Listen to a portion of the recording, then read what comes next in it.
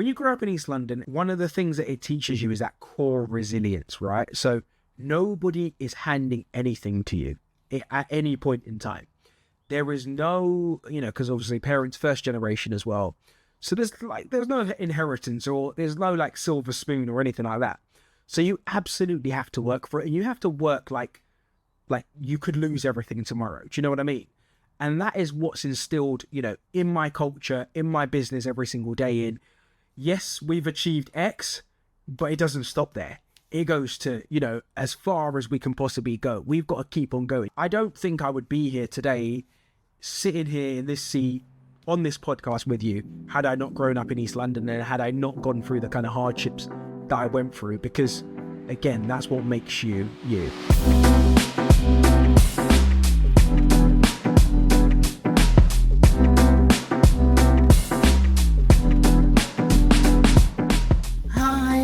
I'm Max. Welcome back to Black Income Creators Podcast, and today I'm joined by Segun Akinwoleola.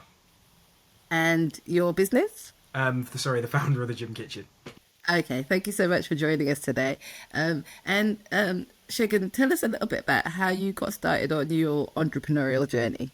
Yeah, so it depends on whether you want the long story or the short story. So a little bit of time. We've got a bit of time. Okay, lovely. So I grew up in East London, a single parent household, and from there you always have some sort of entrepreneurial streak within you. So, it was buying and selling things, nothing illegal, but just in terms of like trying to make money on the side of going to school, etc.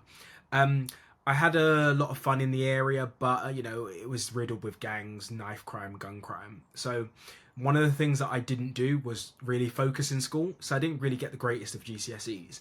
And what happened there was I actually didn't manage to get into college. Well, I didn't get into college for the course that I wanted to do. So I had to go to college and retake my GCSEs, like in maths and English, because I really wanted to go to university and be the first one to go to uni, of course. And then what happened there was it was good that I went to that, did that, and then it was down to applying for unis. And one of the things I wanted to do was stay in East London. So I wanted to go to Queen Mary University. But unfortunately, I didn't get into Queen Mary University, which was, super disappointing. But again, my second choice was actually the University of Surrey. And I always talk about this being probably one of the best things that ever happened to me, because being locked up in East London, you only really have one mindset. My first lecture at University of Surrey, I still remember walking into the lecture. I had my afro comb in my hair, my trousers low, and everybody looked back at me like, where does this guy think he is? Is this like some sort of Fresh Prince of Bel-Air type thing? Well, yeah. And it was just hilarious, but also reflective, because it was like almost, this isn't the environment that you've grown up in. You now need to learn more about new environments. So I really started to learn more, mingle with people with different races and ethnicities. And that's where I actually learned to network and learned to almost connect with individuals that I had no relation with. And one of the things for me, which was super, really, really cool, was the fact that I saw people who were rich working harder than me. And I'm like, I'm broke, man. Why am I not working as hard as these people? This don't make any sense whatsoever. So I had the extra fight in me in that not only have I come from East London, not only have I not got the greatest of backgrounds, but I can actually do and achieve more. So I left there graduating with a first class degree in business management. So I always share that story as to, I had this entrepreneurial thing that I wanted to do, but then, I graduated. So whilst at the University of Surrey though as well, they really encourage you to do placement years. So I did a placement year at a company called Coty, which is, it's like a celebrity, they own celebrity fragrances like Adidas body spray and Lady Gaga and all of those kind of, different products. And I was marketing assistant there for a year. And because I did so well, and it's always different in those environments because you're like the only young black one. So even to get that job I was so happy about, because I was trying to get so many other placements, but didn't manage to get them. But they took me back straight away. So that's where I started my career in this thing called FMCG. So FMCG stands for fast moving consumer goods, for those that don't know. And it's kind of almost the art of how do products get from a factory all the way onto the shelves that we purchase them every day. And what are the different metrics that happen around that to deliver that? So the supply chain, marketing, PR, the whole piece in finance, IT, just how it gets from there. So we always take for granted that you walk into a supermarket, you pick up a product, and then you almost just think it just appeared there. So I was so fascinated by that. that I'd always said I wanted to launch my own business. Now, I tried loads of different consumer goods businesses, probably like 3 or 4. The first one I tried was popcorn called Exoticorn, and I tried a drink. I tried like plant-based vegan burgers and stuff like that. And it never did work. And the reason it didn't work was because I wasn't super passionate about it. It was just kind of almost figuring out how to make money. But I always start this story as in 2016, I actually saw there was a real gap in the market. So as a gym goer, a health conscious individual, there was the rise in sports nutrition. So you started to see protein put on a number of different products all over the place. So I went, okay, that's great, but where's the same translation within ready meals? So I couldn't go to the ready meals fixture in a major retailer and get something that would cater to me. I had to create it myself. So then it was meal prep, scratch cooking, all of those kind of things that people used to do for the week ahead. So chicken breast, broccoli, brown rice for the week ahead. And I'm going again, I work in this industry. Surely there's an easier way to be able to do this. And then the last one was where I started to see, when you work in fast-moving consumer goods, you tend to have a little bit of a lens of the retailer on. So when I say a lens of the retailer, you're seeing things through the retailer's eyes, right? And what was happening was they were losing a lot of shoppers to, like Pret and Itsu, because they were creating these fresher, healthier, kind of solutions and propositions for customers. So I was going, if I put those three together and create a brand, I will be onto something here. And that's where the Gym Kitchen started. So yeah, long story, into as condensed as I can, but that's how the Gym Kitchen started. And I'm sure we'll go on to, why, etc. and all that kind of thing. There's something there that you mentioned. I want to just take a step back around placements and the value of placements and networking, etc. And you said that you'd applied. I mean, do you even remember how many applications you made at that time? Yeah, I want to say it was almost over 100 applications. And the thing is, right, so when you grow up in I'm a Nigerian household. When you grow up in a Nigerian household, it's doctor, lawyer, banker, accountant, blah, blah, and so on. So in my head, yeah, exactly. In my head, I just thought, okay, I'm going to go into accounting or I'm going to go into banking or something along those lines. But I didn't, again, this is where I take for granted the world that's outside of that in business. There's so many different areas that encapsulate how you get a product from start to finish that we need to start coaching, the next generation on. Yeah. So I think it's that thing really of like, how do people who don't have any experience get the experience? Yeah. Especially young people, like what can they do to sort of, I don't know, help themselves, I guess. Yeah, do you know what? One of the things I always think about is how I was as a youngster. So I was always thinking about, okay, if I want to get some experience, I need to tell people what I can do for them, right? So I get a lot of people saying, oh, can you mentor me? Can you this? Can you that? And you can only mentor a certain amount of people. But if someone comes to you and reframes it and goes, how can I help you with X, Y, Z? If someone came to me and said, I really want to do your social media, they are going to learn from me. Do you see what I mean? So it's almost like having the youngsters reframe their mindset into, how can I help you? And in turn, they will learn from that too. There are obviously like loads of different schemes, kind of out there in terms of placements, and it's how you then elevate yourself from a different, that different perspective in terms of learn more, be wanting to learn, be willing to network. But I talk about networking without, actual intentions or expectations. Because if you network without expectations, you never know who you might meet, So one of the things I love is, if you go up north, people on the train will just talk to you.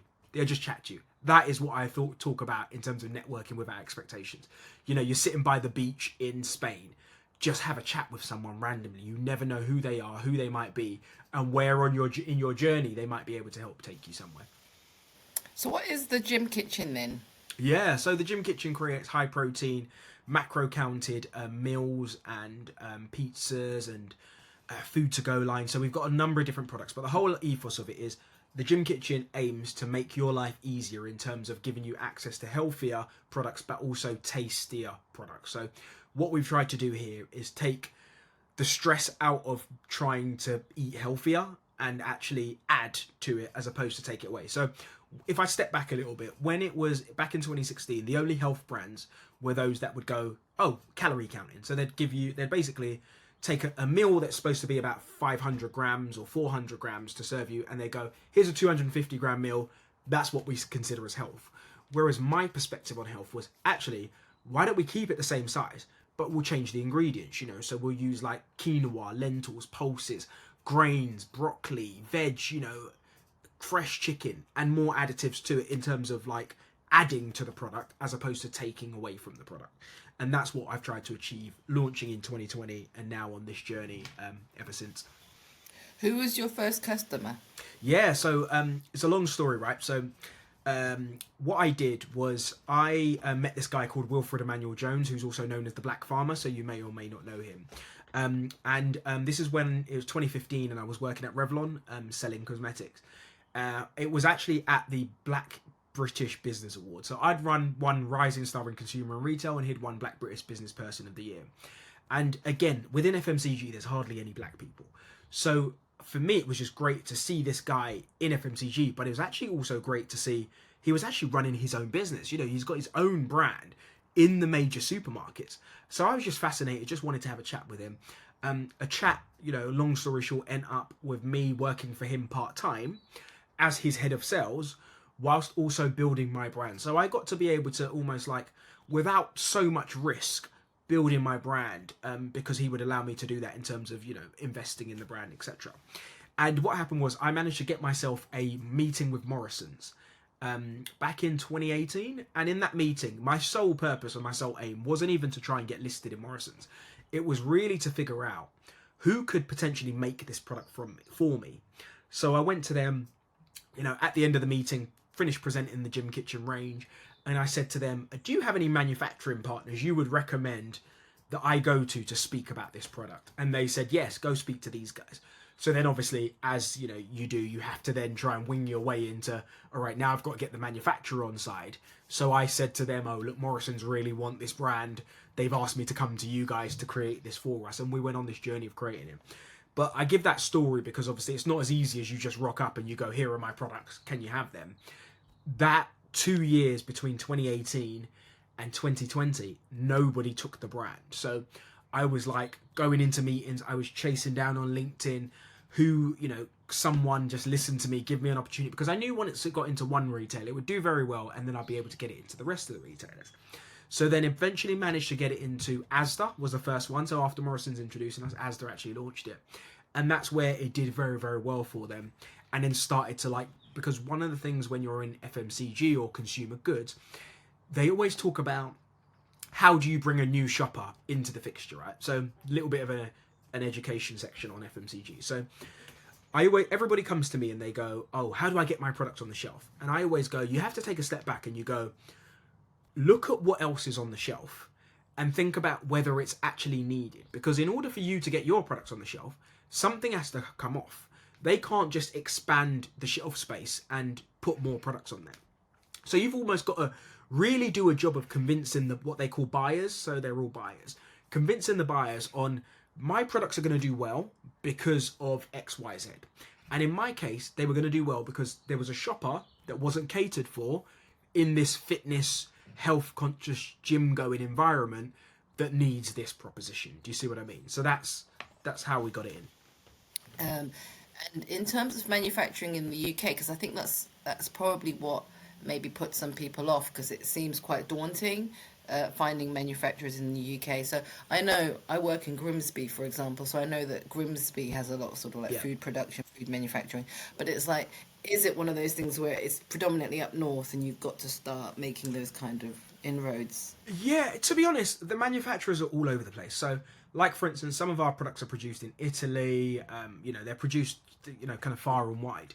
But what I say with that is, you have to have a real category story. And I talk about a category story in a category is a specific area in a store, right? So let's say, for instance, it's soft drinks. Imagine trying to get a product into Tesco in that soft drinks fixture when it's Coca-Cola, it's Fanta, it's everybody. What is your real point of difference that you're going to bring to this fixture? Because that's the only way you're going to then get the manufacturer on board as well. Because manufacturers, all they want to do is press a button and then turn the button off. You know, they want to just print hundreds of thousands of units just straight out. They don't want to be messing around with small startups. But you do have the different spectrums on. You might have like a kitchen, for instance, as well. And if I step back again, so drinks is obviously, it's hard to get into the big major retailers. but it's actually easy to start building a brand elsewhere because it's easy to make a drink. You know, you could hire a kitchen, blend some drink and put it in a can, or not in a can but in a bottle, and then start selling that. But it's when you start to want to get into supermarkets at the scale that they then go, oh, what's going on here? And retail isn't the only channel as well. So I talk about channels as in like area you can sell. You've got these things called food service, which is where you sell to the likes of Bid Food and Breaks, who then serve to the cafes, the restaurants, the schools, the colleges. So there's like a bigger world out there in terms of where you could go with things, if that makes sense. Yeah, I think it does make sense. So you said that you launched in 2016, started those conversations with Morrison's 2018, and then Asda was like 2020. That's So, correct, yeah. so that means that you literally were there when the Brexit decision happened, but then it was you weren't affected, and you said one of your manufacturers was in Italy. That's What correct. effect has that had in terms of like Europe, well, UK Yeah. pulling out of? So it's hard to speak on for me because obviously, like you say, I missed some of that. But what I can say is, for a lot of my colleagues who are, or like friends, counterparts who set up businesses, it was extremely challenging. You know, because all of the customs taxes, all of the paperwork that started to come through that just made it almost to certain prices where it just wouldn't exist. But I would say that since then, I have had to face a number of different issues because imagine I launched in January of 2020. In 3 months' time, did I know that we would be off the shelves completely? People are only buying toilet roll and chicken breast at this time. So it's absolutely crazy. So we got wiped out. And then only the saving grace is the fact that we did very well between January and March, that we were able to get back onto the shelves in July. So going from that, then straight into cost of living crisis, inflation. You know, I was talking about this the other day with someone saying when we first launched our meals, I think they were about £3.25 maybe. Now they're £3.75, pushing on £4. That's how bad inflation has been in terms of pricing for the consumer, and obviously everything that the government continue to do now in flexing and changing things and trying to say rob Peter to pay Paul in terms of increasing NI etc. Because really the customer or the end user is just going to see it in front of them when they go to the fixture. And you mentioned cash flow. So, how did you cash flow between sort of 2016 and, well, how did you do that? Yeah. So It's a quite a long lead in. very very long time. But one of the things that I did, right, and I say this to a lot of people, is try and work and have a job that pays you and use your job to then fund your business. So during the time of 2016 to 2020, there was no way I was going to work on this like full time because nobody was taking the products from me. So in the evenings or the weekends, that's when I'm emailing the buyers or I'm setting up the emails ready to send on a Monday morning just before I go to work. And then what I did then was in 2020 is where I then started to, I was still like consulting part time. So I always say to individuals, right, one of the best entrepreneurs tend to come from working within that environment of where they want to go, simply because they've seen it before. They've also learned on somebody else's money, if you see what I mean. So you get access to learning and development. If something goes wrong, it's not going to bankrupt the business because they tend to be like, hundreds of millions of pounds worth. That gives you a good kind of almost like learning ground to then base it off of. So I then was like, well, I stay in work, and because I had 10 years of experience, I knew it wasn't going to be super hard to then go back into FMCG or wherever I want if it all went wrong. So what I did was I started to consult, and this is where I talk about working for Wilfred part-time. And I then was like, okay, we're getting a little bit closer now, let me work part-time. And the fun fact is I didn't actually pay myself until, I want to say it was like early 2023, which I actually regret a little bit because I'm also like, I think that entrepreneurs should pay themselves something, even if that is, if you're getting some turnover and it's coming in, even if you pay yourself £100, at least you will be getting, you'll be feeling like you're getting the value. Whereas for me, it was like, well, don't worry about that. Just plow everything straight back into the bit, everything. But if it all went wrong, I would have felt just like horrible because I'm just doing this day in, day out and not really getting the reward from it. But yeah, that's how I funded it really. Just like every penny I got was going straight back into it. to just create it and develop it. And I think the other thing is about the entrepreneurial journey is like it matters if you're like your family structure. So if you're in a relationship or if you're still living at home, it allows you a little bit more flexibility to not have to, not pay yourself if you like at the Yeah. beginning, etc. But it's a bit difficult. In terms of like the avatar, so who typically buys from you? Is it mainly guys? Is it Yeah, quite yeah. mixed? Yeah, so it's a real mix, right? So it's probably like 60-40 in favor of female. And that is great for us in terms of the audience that we're going for, because what we want is a mainstream type of shopper, if that makes it.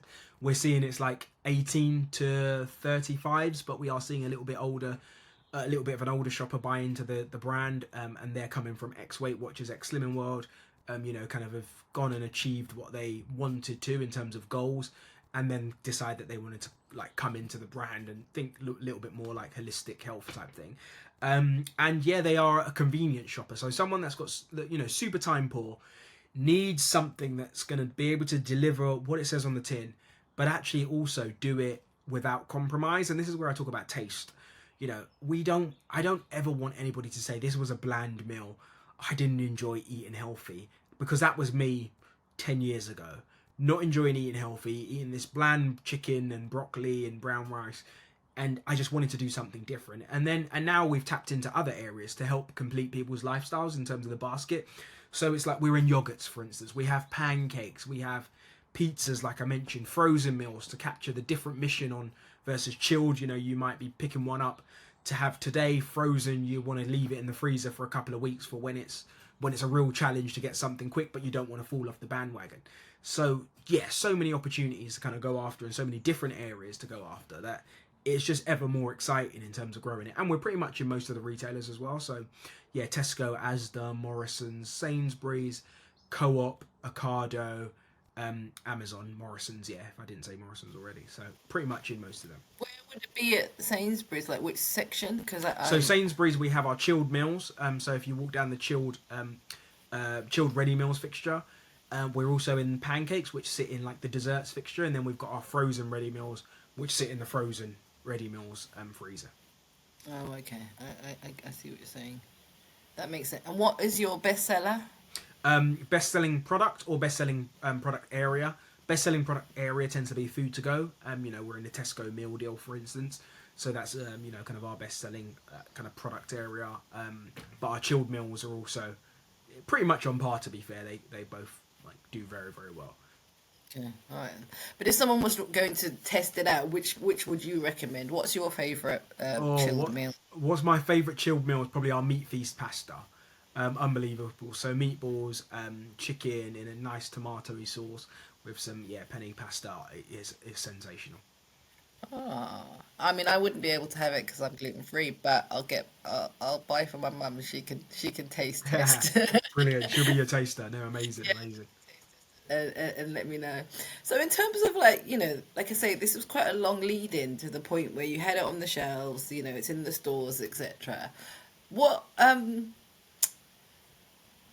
I won't say like regrets, but what mistakes do you think you made along the way that if you had, with hindsight, you may not have gone down there, or you might have done it a bit differently? Yeah. So what would I have done, right? So when COVID hit, what happened there was I actually decided I was going to launch some protein powder. And that was probably the biggest mistake, lost us some money, because why was I trying to launch protein powder when the gyms weren't open? But the way in which I saw it was that between January and March, between March when COVID actually hit and July, I wanted to be able to keep the brand momentum up. And I wanted to keep on selling something or making noise for that specific consumer. But in hindsight, it wasn't the greatest of decisions.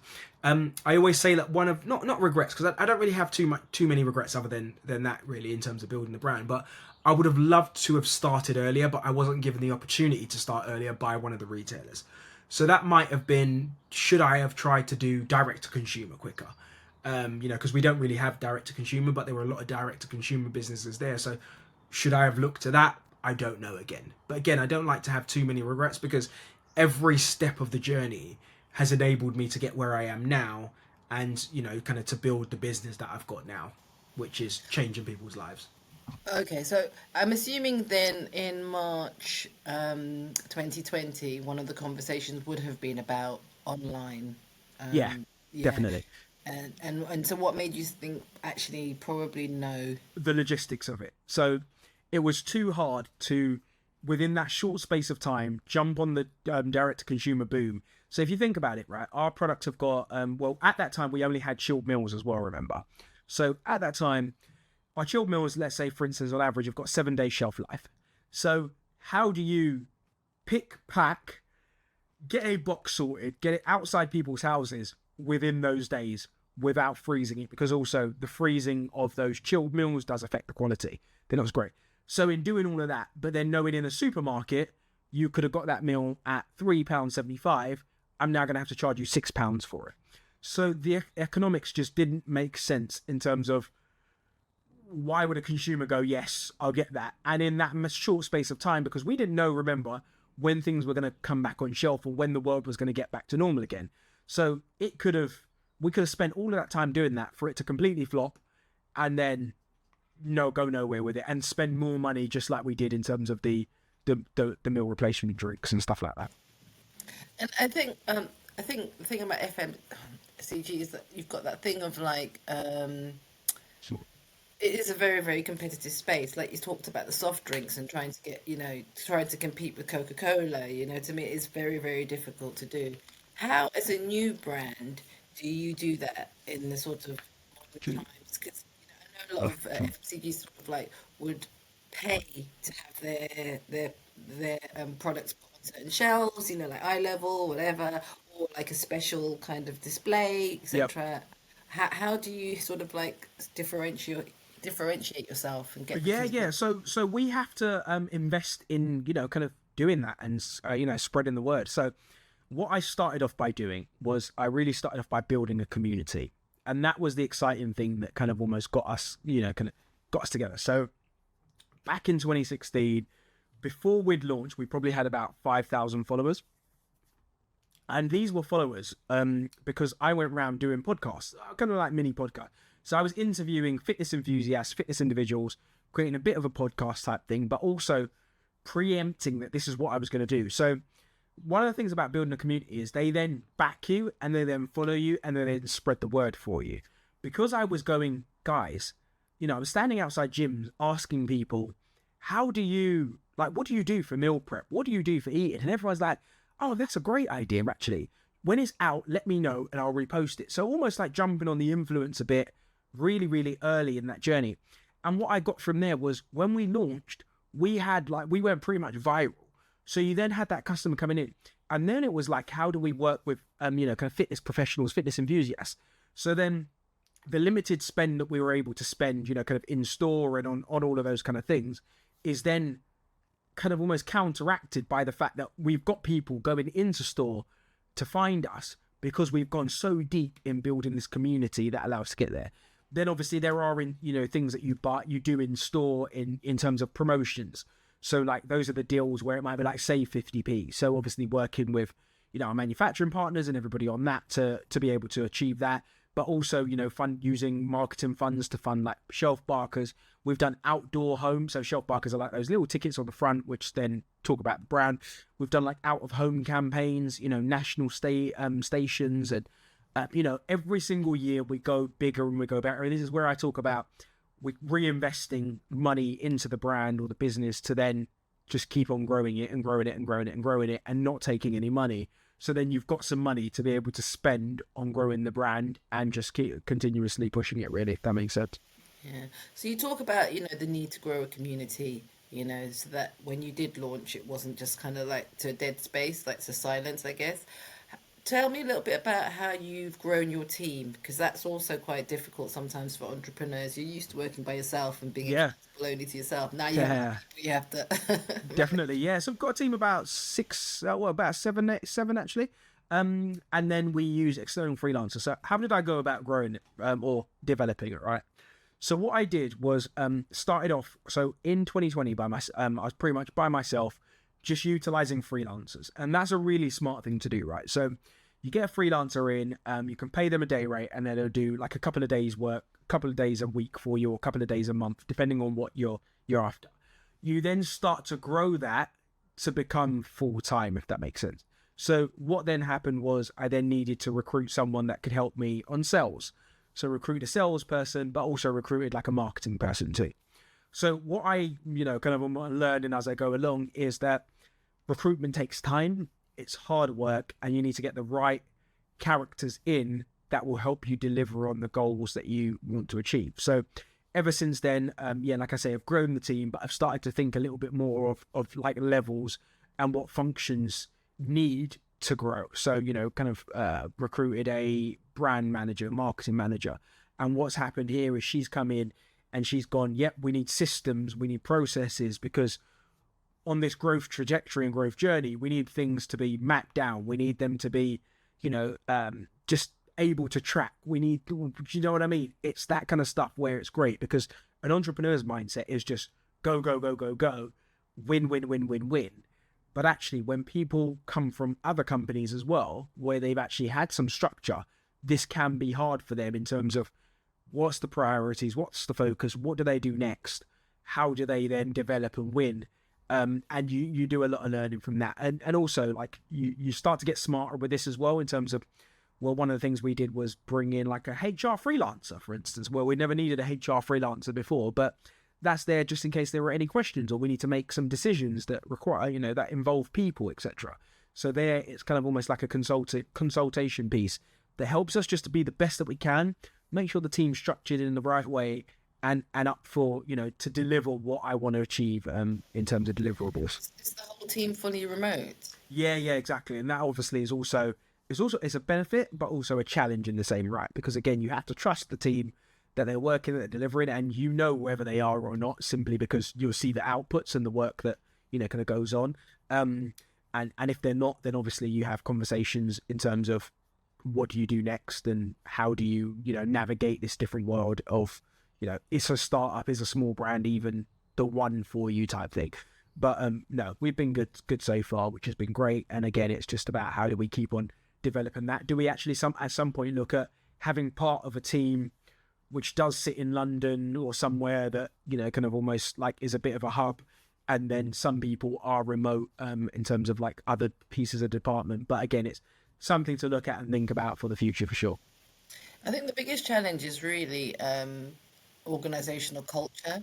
So it's very difficult for somebody coming in post COVID to any organization and learning how everybody else works quickly, because Yeah. they're not in the same office to sort of like, oh, okay, yeah, Shaken comes in a bit late, but he stays late. That kind of mindset. It takes a while online to figure it all Yeah. out and stuff like that. So I think that's the biggest challenge I've seen across the board is, people just struggling to sort of come in post 2020. Yeah. And you know what? That's always going to be a challenge with the new generation, right? So remember, you've got to remember that there are some people that are just beginning to work and just getting into working and just getting into jobs. But you've got to decide as a founder or as a leader whether those are the right people for you. That's the simplicity of it, because, businesses won't grow with people who can't hit the ground running, do what they say they're going to do, go above and beyond, want to work hard. And I always say that you don't have to work in a challenger environment. No one's forcing them to. So, kind of almost go out and find yourself in a bigger business, because then you will get the everyday, this is just your job. Whereas here, I see it as there's so much more opportunity to be had, because you could get involved in so many different areas, and it's exciting to be in that challenger space. But again, it's not for everybody. It isn't for everybody, and some people do need a more corporate, fixed type of. But I don't think they know that, so you Mm, kind of always have to guide them towards that decision. definitely. What kind of leader would you say you were? This is where, I don't know, self-reflection comes in, isn't it? What kind of leader am I? This is what kind of leader I want to be. So I want to be a leader that initiates an open and honest conversation on where we want to go and how we can deliver that together, right? So it's almost like how you bring the team together on this journey. Like to, respectful, um, almost like that culture of learning that anyone can learn from me, but anyone can learn from anybody, and kind of how that works. Just in terms of work ethic as well. So showing that I am a hard worker, but I'm also a smart worker. So I'm not talking or pushing people to, work from 6 a.m. to 9 p.m. It's not that. It's how can you get your job done in those hours to the best of the ability that drive that and that grow that, being passionate, being enthusiastic. Again, just being trustworthy and having people believe that I can, or where I'm trying to go makes sense for everybody. And then it's coupled with the systems that I put in place because that helps with the trust to then kind of go on this journey together. So yeah, so it's hard to say, what kind of leader am I, but what kind of leader do I want to be and do I strive to be every day? They're the kind of things that I strive to do every day. And you mentioned obviously coming from East London, going via University of Surrey and sort of like ending up back in the East sort of area. How much of that do you think influences your business? Yeah, do you know what? Every single day. And I say every single day because when you grow up in East London and you have, kind of little, I've got 2 younger brothers and like I say, mum, single parent, brought up 3 boys. So yeah, bless her. One of the things that it teaches you is that core resilience, right? So nobody is handing anything to you at any point in time. There is no, because obviously parents, first generation as well. So there's no inheritance or there's no like silver spoon or anything like that. So you absolutely have to work for it, and you have to work like you could lose everything tomorrow. Do you know what I mean? And that is what's instilled, in my culture, in my business every single day. Yes, we've achieved X, but it doesn't stop there. It goes to, as far as we can possibly go. We've got to keep on going. You don't just settle at this. And also there's the element of, I need to coach the next generation of black entrepreneurs who also want to be in food and drink. Like I say, there's still 15 years later, there's still a lack of diversity in FMCG. How do I teach these younger generation that they can have their brand in major supermarkets across the UK and, in other countries? That is super important to me. So look, I don't think I would be here today, sitting here in this seat on this podcast with you, had I not grown up in East London and had I not gone through the kind of hardships that I went through, because again, that's what makes you you. And you talk about your mum, like how involved is she now, if at all, in the business? Yeah, she's never been involved, to be honest. She's kind of always just had a bit of a back seat in just watching and seeing it go. Yeah, mum's just cool in that. So, I say that in an African household, they always say, doctor, lawyer, engineer. But she never really forced too much of that on us because of the fact that, well, she just wanted us to do well and wanted us to enjoy our lives and do whatever we kind of almost see fit. But the stereotypes just in general are doctor, lawyer, engineer type thing. I think that's the issue, isn't it? We have the sort of very fixed ideas, and it's nice to see first generation parents kind of changing that a little bit, maybe because of their own experiences, etc. I know that you're into mentoring. Can you talk a little bit about that? Sorry. Yeah. So in terms of mentoring, that for me again it's almost like, so I don't like have specific mentees, but what I call it is like kind of almost like inadvertent mentoring, if that even makes sense. Where someone might come to me and say, I've got this fantastic idea and I'll spend an hour with you just coaching you and telling you what you need to do on it. And then I'll say, if you ever need me, let me know. Because what happens with mentoring is it can become draining. It can not, become not as exciting. I've got a business to run. So that's the first and foremost most important thing. But I do also have a responsibility for the next generation of young entrepreneurs that come out. So if someone has a food brand, almost every black founder that's come to me, I've sat down with them, given them advice, because I think, again, it's so important in doing that. I've been back into schools and into my old college. I was there not too long ago, sharing the story and the journey of getting my products there with their business department, the business students doing that. I just think it's so important that the next generation see all of us, because again, I talk about not really having role models. So my role models when I grew up, it's 50 Cent, Jay-Z, no black business people, 10, who am I looking up to as a black business person that kind of existed at my age? No one that I could see. So again, it was really trying for me to try to be that person that they can look up to and go, actually, I want to be like him, or I want to have some sort of business or learn something. It's interesting, isn't it? Because actually, the two people you mentioned are really savvy businessmen. Yeah, but at the time they weren't, and that's didn't what. know. Yeah, exactly. Whereas now, things have changed and life's changed. But then it's just rap, isn't it? And you know the stereotypes are, oh, what can black people do? Oh, they can be rappers, they can be footballers, they can be basketball players. But actually, why can't they have their own brand in a supermarket shop? You mentioned working for the black farmer, and obviously you've got kind of like an FMCG business. When you were branding it, did you think about sort of it being more generic and not being a black brand, if that makes sense? Yeah. So I say yep, but the story here is, I was a frustrated gym goer that could not have access to healthy eating. So that doesn't come with a colour. That doesn't come with an ethnicity. That doesn't come with, you know, with any sort of demographic. There are a lot of people that comes with. Do you see what I mean? So it's not like I'm trying to position myself as a jerk sauce which is catered to a specific audience. It was always having to be a mainstream opportunity because gym goers come in all shapes, sizes, races, colours, demographics. Do you see what I mean? So that's the reason that it is a mainstream opportunity. But I also do say to black entrepreneurs all the time, in that we need to stop pigeonholing ourselves into just being something that serves 3% of the population. Like, I want you to create stuff that's going to scale. You know, that's going to, and unless there's obviously a real passion or a need for it, and there's absolutely nothing wrong with it. But if you want to win and you want to create a big, long-lasting business, then it's how wide of the market can you capture.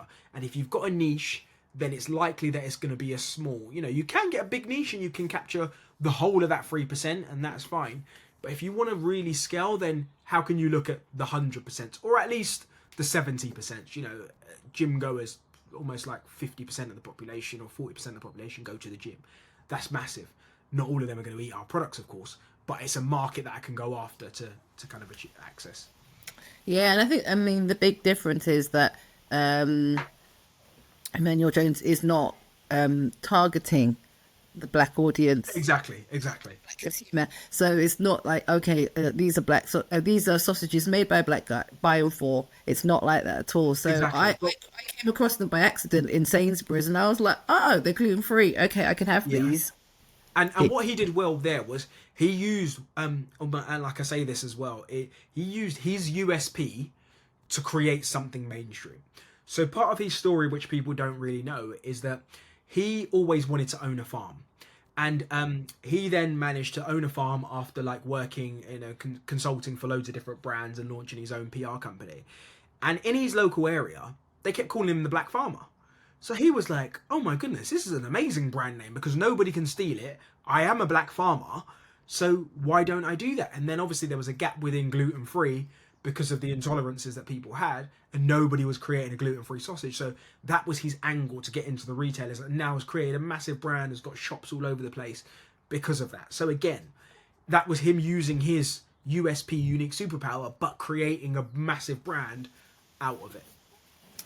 You talked about starting with chilled foods, and then obviously you've gone into like pancakes and yogurts and stuff like that. What's next? Are you allowed to share? What's next? Or when would this come out, I guess, is the question.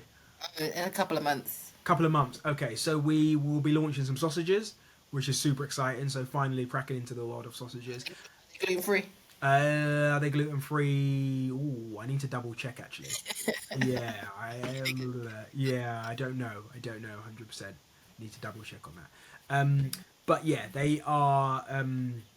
Yeah, super exciting with those. Cannot wait. So that's where we're looking at, and then we're looking at a load of other things down the line. Okay, so you want it to be. The thing is with ranges, it's quite interesting, isn't it? So if you think about Slimming World and Weight Watchers, it's a lot of it is chilled foods, isn't it? It's in that space. But I guess is it kind of like you try, let's say you try a meal for a certain period of time, and then if it's not picking up, then you let it go? How does it? How do Exactly, that's right. Yeah. So with retail, you either have to be proactive, or you'll get shot for being reactive. So let's say, for instance, I've got 5 products on the shelf. If number 5 doesn't work better than something else that's on that fixture, then they might just give that something else more space to it. So either during that time when I've launched number 5, I either take it out quickly and put a new flavor in, work with the team on that because we know that flavor is going to do more than the other one, or I could lose it and then go down to 4. So you never want to be in a situation where you're losing it and going down to 4. You always want to keep innovating to make sure that number 5 just remains, if that makes sense. And also, what you've got to remember is, I've got a brand in the supermarket, but there's probably like 100 other brands trying to get me out, to get themselves in.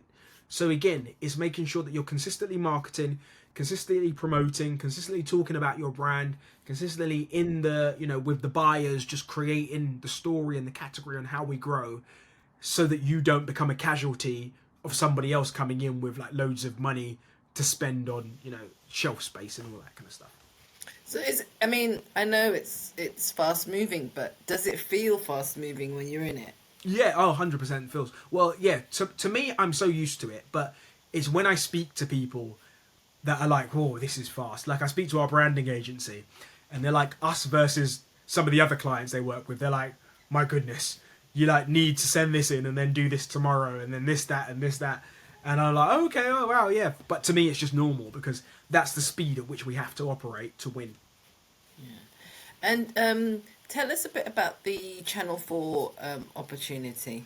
Yeah, absolutely. So Channel 4 did that. So teamed up with Lloyds Bank, of course. They did this campaign called Black in Business, right? And the whole idea was that they did a lot of research and they could realise that there are hardly any black-owned brands that ever get TV airtime because it's so expensive.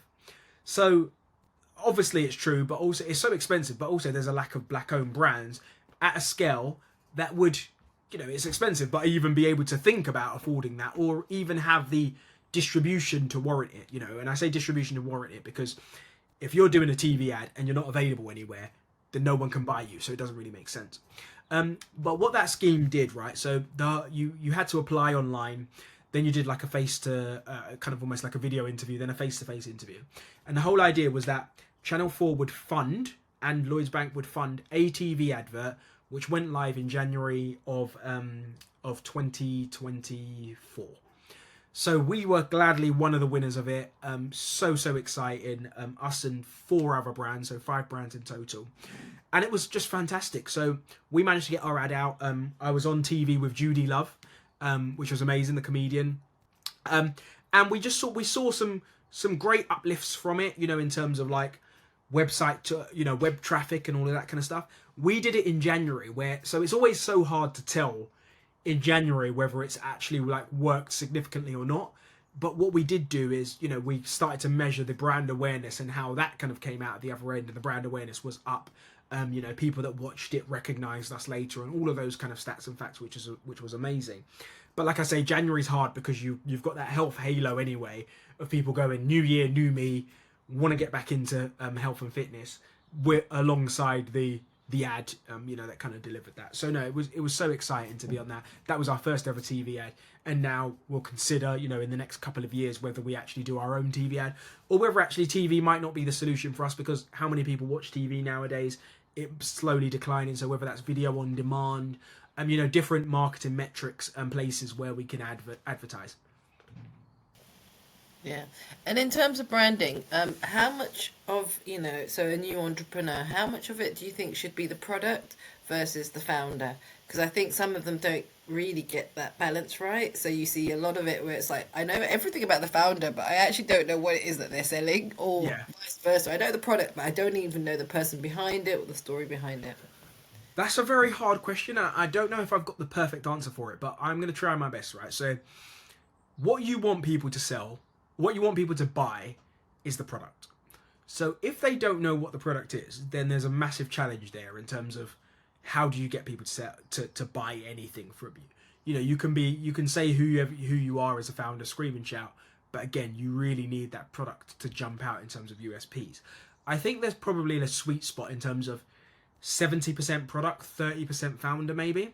And then hopefully what you aim to do is you aim to reduce that founder reliance, because you want to start to build a business that can look after itself without the essence of the founder behind it, if that makes sense. Because again, a lot of people talk about this on Instagram.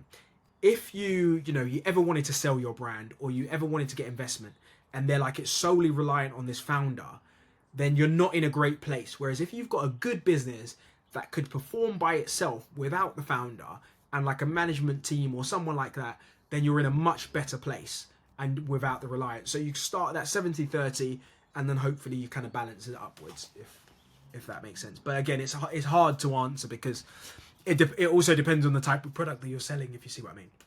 Let's say, for instance, you're selling a dress. Yeah. Let's say I was going to say a dress. You're selling a dress, right? That's going to be more the dress than it is the founder. You're selling services. You're an accountant. That's going to be more the founder, because they believe you, than it will be the product to start off with. A little bit, if you see what I mean, right? Yeah. And in terms of sacrifices, are there sort of like key moments where you kind of like had to choose the business over something else, for example? Yeah, I mean, it's pretty much every day, So spending time with my wife, spending time on holidays, kind of working on weekends and evenings, every day is a sacrifice. But for me, what you have to do is you have to figure out balance, right? So, and importance. So if today it's the important thing is to go for dinner with my wife or to go and see my family, that's what we do today. Tomorrow, if it might be business, and all you do is you spend your life kind of almost flipping and merging between the two without one of them feeling like it's really not being taken care of. Obviously, we're having a baby soon, so that will probably change. But yeah, for every day it's sacrifices. It's, can't go to this event because I've got a presentation to do for Tesco, this week. There's a party going on in the evening, but I've got an early morning meeting at a factory to go to. So again, every day's sacrifices. But it depends on how committed you are to the cause. Like, nobody wins anything in life without making sacrifices. Who are your entrepreneurial influences? Ooh, entrepreneurial influences. Ooh, that's a really tough one. But I'd say I like Jimmy Iovine, who helped Dr. Dre create Beats by Dre. That's a really incredible story in terms of like going from something to nothing. But then there are just people in everyday life that I think about. Like you just look at Dean Forbes, for instance, such an inspirational guy in terms of how you work in a business, but also maximize your own opportunity within a business. You look at Wilfred Emmanuel Jones, of course, who helped me on this journey too. You look at people like Emma Greed, who also came from East London, but now Skims, is co-founder of Good American and stuff like that. So I look at so many people around me, and you kind of almost pick different things from different people that do that. But to say that I follow this one person on this journey probably isn't right, and isn't the. I listen to a lot of podcasts as well. Kind of Diary CEO, High Performance Podcast, Brand Growth Heroes. They're all kind of, some of them are FMCG podcasts, Hungry podcasts. Some of them are FMCG, some of them aren't. But again, for me, that's where I learn from other people, but not necessarily go, you are my business inspiration. I like to take little nuggets from people all over the place and then go from there. And in terms of the people that you surround yourself with, have they stayed the same throughout the journey, or can you reflect and say, actually, there's been a change now, and my circle is different to what it was, let's say, 10 years ago? No, my circle is literally pretty much the same, to be honest. I've only got a few tight friends, close friends, and then everybody else, obviously it evolves, but in terms of the people that are close to me, it's literally stayed the same. I just think of myself as I'm a normal human being just on a mission. That's literally it. You don't ditch your friends and go find new friends because of that, and also it's always hard to make new friends anyway, just in life in general, because you don't necessarily have the history there. Not to say that's impossible, but yeah, no, I've stayed the same, will remain the same. Just like I say, want to win for myself, for my customers, for my family, and just create a better life, better future.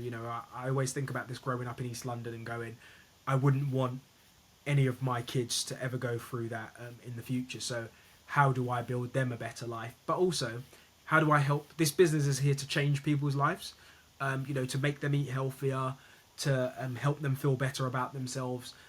So we're trying to make change all round. It's all about that change, and then the other piece of change is how do we change the scope and the shape of FMCG to become a lot more diverse, and people acknowledge the challenges that are faced in this industry. And can you talk a little bit about how social media, I mean, I know that you used it in terms of building that community, but you did do a lot of the legwork yourself, but the role of social media in FMCG, because I don't think that's something that's necessarily always linked.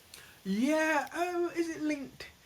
Maybe not, to be honest. But to be honest, the role of social media, social media in FMCG, I guess that's also a really interesting one, right? Because you'll always see people posting and talking about products and what products have done for themselves. But on the flip side, when I think about my business and the role of social media, you started to see the rise of all the TikTokers and the healthier looking, everybody's got muscles, everybody's got abs, everybody's aspirational now. So they all want to look like a certain figure. They go extra in the gym, they eat well, they eat clean. So I'd say it's been super helpful, but also it's been great in that educational piece as well. So this is where FMCG, I guess, does shine a real light, because people start to talk about ultra processed foods and the foods that work for them and clean eating, and you've got the likes of kind of Eddie Abu on the carnivore diets, and more people popping up like that. Tonic Health on where he goes into supermarkets and he says this is bad for you, this is good for you, this is bad for you, this is good for you. You've got a lot of that. So I guess it's then deciphering what's good information versus what's bad information. I saw this clip the other day which was very, very interesting, right? And it was like, fruit's bad for you, sugar's bad for you, don't drink water, don't drink this, don't drink that. And then the person was just like, ah! And that is where you're getting to on social media. And that was a clip of, I want to say 5 or 10 different influencers popping in and out with their different pieces of, don't eat potatoes, don't do this, with their different pieces of advice. So it plays a big role in FMCG, but it needs regulating in some sort of way, shape or form, in that misinformation can be easily spread and everything is individual specific in terms of diets, conditions, etc., etc. Have you thought and dismissed or something for the future around sort of the fast food or restaurant space? Yeah, we've looked at it. Restaurants don't really make too much money, in all honesty, but it's something that we've looked at, and it's something that we'll keep on consider looking at. You look at what Leon have done, what Itsu have done, what Pret have done, and you give them their hats. You have to clap for them. And if we could even do that on a small scale of 2, 3, 4 places, I think that would be a fantastic achievement, and definitely one for us to look at later down the line for sure. Mm. And how, I mean, I know you funded through work and consulting, but how typically are products like yours funded? Yeah, so you've got 3 different ways of funding, really. So there's self-funding, which is what I've done. Angel investment, so which is where you find someone in the community or in and around your community. Tend to be like a high net worth individual. Sometimes it's not even a high net worth individual, because when I talk about angel investing, anyone could do it. Anyone could put, you go onto those websites like Crowdcube and you put £100 into a brand, and you get 500 people doing that. Then you've got money. Do you know what I mean? So it's that. Then you've got like investment, which is venture capital, but also private equity. So venture capital tends to be when you're a bit bigger, and that's where you've got like a wealthy individuals put money into a fund. That fund then invests in loads of different businesses, and then private equity is when it's a big kind of almost bigger fund. They buy certain parts of the business with the aim that they might run it at some point in time. So yeah, there are loads of ways, but that's the investment side. What people don't understand actually is debt is a good way to fund business as well, right? One of the things when lockdown happened, obviously people were getting bounce back loans and stuff like that to be able to try and grow their business, and that's a low percentage loan. There are invoice factoring as well. So invoice factoring is a thing where, let's say for instance, you've got an invoice of £100 that's owed to you. The bank might pay you £90 for it. And then they take their £10 just so that they can get that back early. Do you see what I mean? That's an extreme case, but it's something like that. And then obviously like I say, loans, overdraft, Virgin startup. I remember they had a really good like startup loan which came with mentoring, kind of to then help steer you, and all these are personal guarantees. And I guess in the black community, we always shy away from that because you don't really want to get in debt over a business, and that's why I say try your best to do everything you can with your money to validate the concept first of all. So the concept validation is the piece where I'm like, make sure that this thing is actually going to work. And if you don't think it's going to work, then why would you spend so much time and effort into it? Because it's only going to keep on increasing. So if you validate it, you understand it's going to work, then you can spend money or go get money from elsewhere in order to do that. And some people say, actually, why should I use my own money to do that? It just, I say it limits the risk in terms of you then reputation, debt, potentially bringing people in, that again won't trust you again, all of that kind of stuff really.